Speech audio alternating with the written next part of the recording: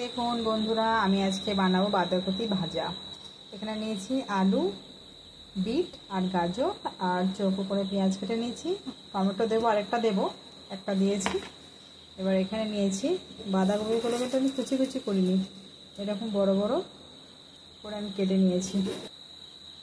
এবার আমি কড়াইতে তেল নিয়েছি, এবার অল্প একটু ঘি নেব। ব্যাস, রুটি খাওয়ার সবজি এটা। ফোড়নে আমি 5 ফোড়ন নেব।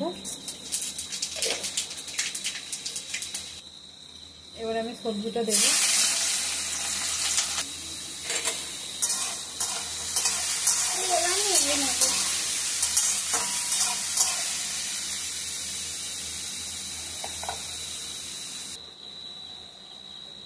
এবার আমি মশলা দেবো, ধনে গুঁড়ো, লবণ, একটু মিট মশলা, আর এখানে আছে সবজি মশলা।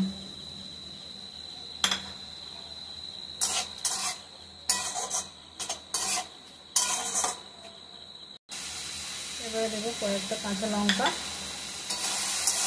এবার একটু নাড়াচাড়া করে ঢাকা দিয়ে দেবো। এবারে বাঁধাকপিগুলোকে দিয়ে দেবো।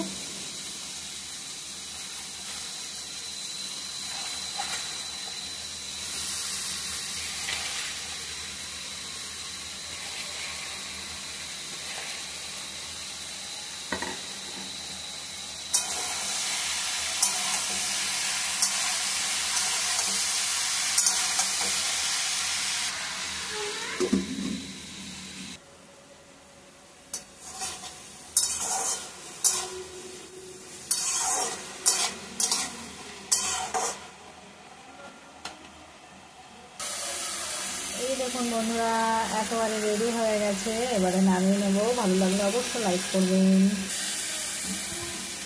এই দেখুন বন্ধুরা, একেবারে রেডি।